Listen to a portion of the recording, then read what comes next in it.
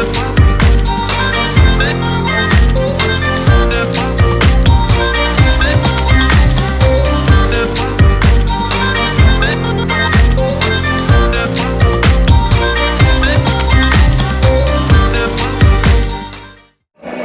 this is Darby Allen, and you're watching AEW Insider.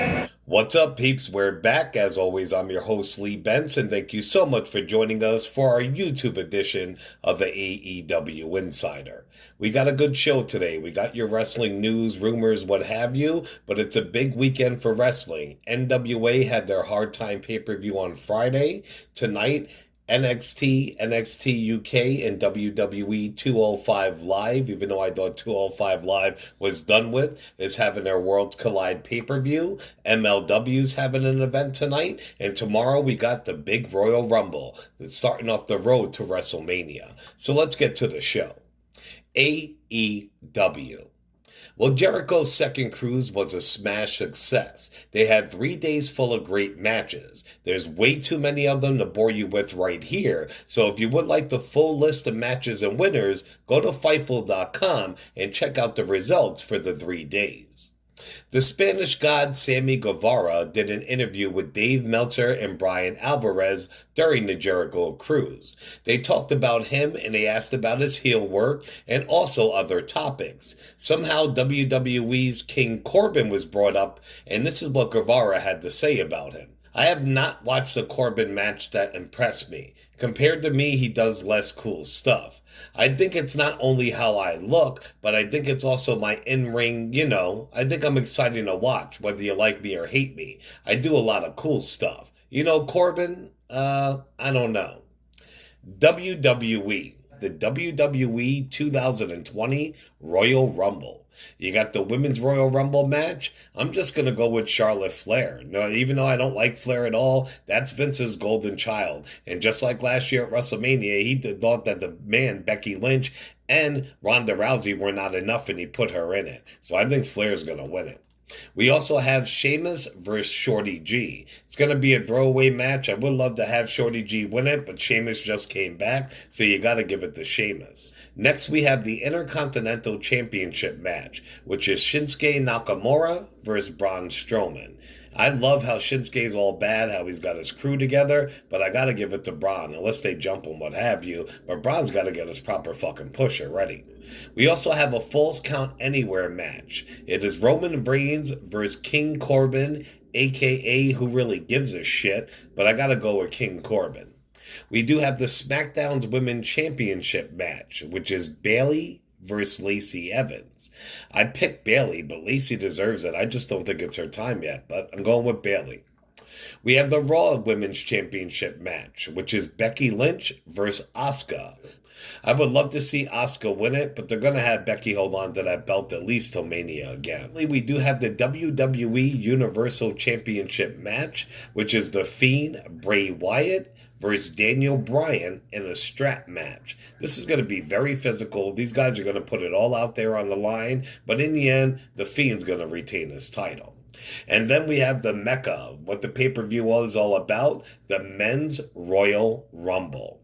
The list so far is number 1 is Brock Lesnar, followed by Roman Reigns. You got Rey Mysterio, Ricochet, Randy Orton, AJ Styles, Eric Rowan, Drew McIntyre, Elias, King Corbin, Dolph Ziggler, Otis, Tucker, Rusev, Bobby Lashley, Aleister Black, Buddy Murphy, Braun Strowman, Shinsuke Nakamura, Seth Rollins, Kevin Owens, Samoa Joe, Kofi Kingston, Big E, John Morrison, and The Miz. So that's 26 people, and that is the order that they're going in, unless something does change or somebody gets taken out. And that only leaves 4 spots open for a special appearance or comebacks for some wrestlers.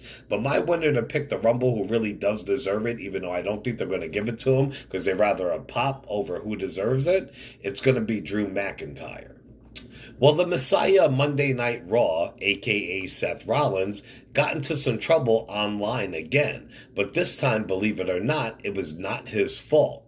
He posted a pic to support his friend's coffee company. The pic had druids in it.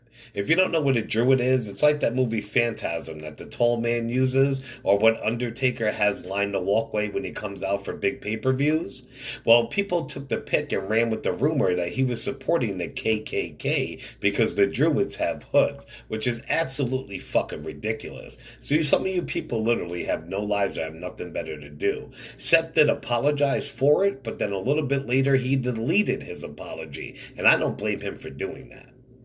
John Cena posted a pic of the Royal Rumble he was in the past. Fans are speculating that he could return for the Rumble tonight, and if so, I predict he will come back as the Doctor of Thugonomics, not that lame old never give up Cena.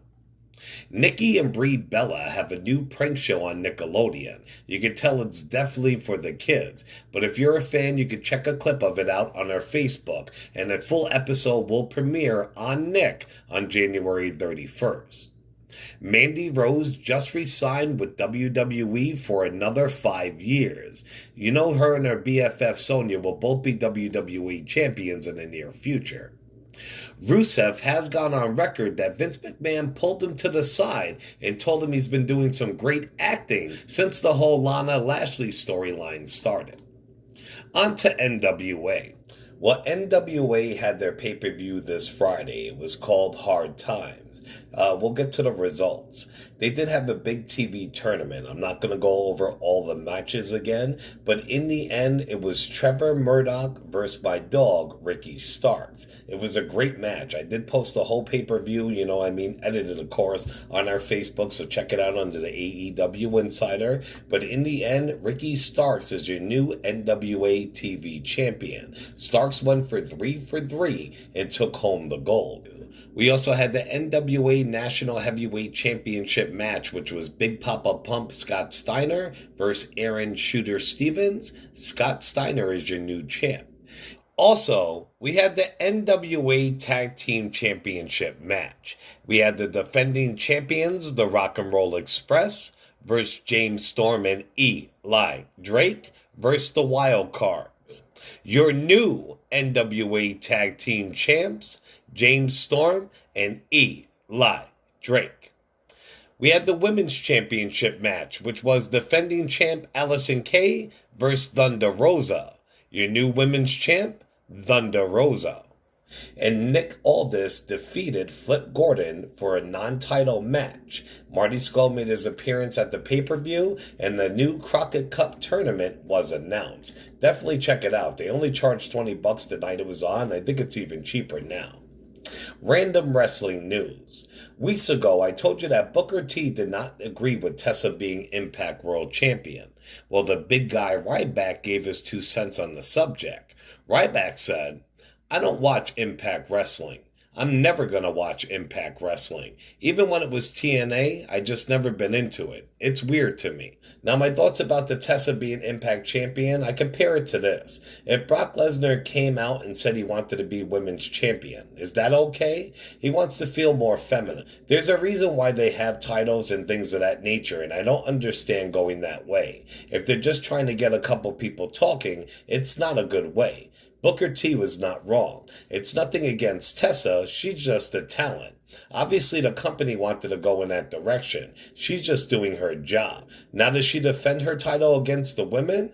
What about the other men on the roster? Where do you go from it? Why do you have all these different titles? Why not have the one title and let men and women fight over them then? I think there would be outrage among women if in all sports men just wanted to fight for women's titles. I'm going to be the women's champion. I deserve it. Why can't I? There would be so many arguments why you shouldn't do that, right? So why is it okay to go the other way?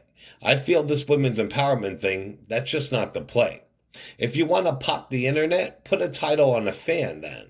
Let's get people talking on the internet. You actually be hurting yourself further by doing this. You have divisions for a reason. I guess the Bullet Club block party went well in New York City last April because they're doing another one this WrestleMania weekend in Florida.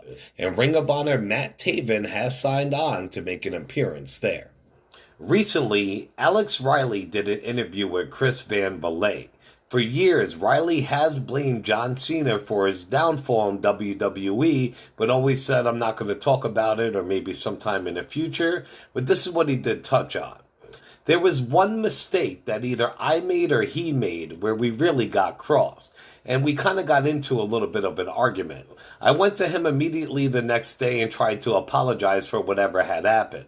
I think he was pretty offended. Again, it was two grown men that just didn't see eye to eye at the time. I'm not holding any grudges or anything like that. I certainly don't want it hanging over my neck for the rest of my life. He does have it, though. That's been a big thing he's always talked about, even though he won't talk about it, and he still is. A few shows ago, I reported and posted a video of Psychosis number 2 slapping the piss out of Conan. Well, Conan spoke about it during his recent podcast. It's called Keeping It 100. This is what he had to say. Now, I see he's with other guys, so I'm kind of looking around and thinking, bro, is this guy actually going to jump me here with these guys? So I'm kind of just looking around and trying to assess the situation and defuse it.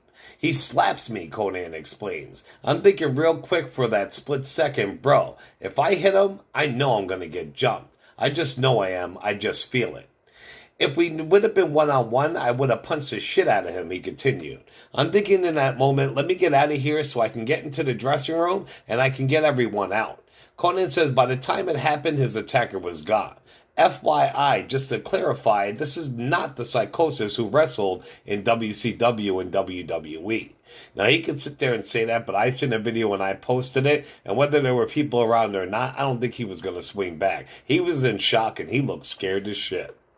All right, peeps, I just wanted to bring this all to you. Like I said, it is a big wrestling weekend. There's no way I could do a video of the result show because it takes too long to edit and you wouldn't even get it for like a day. But I will do a podcast tomorrow night about the results. So make sure you check us out on all major podcasting platforms, Facebook and YouTube under the AEW Insider, and on Twitter under the AEW Insider 1. See you in a couple days. Ciao, peeps.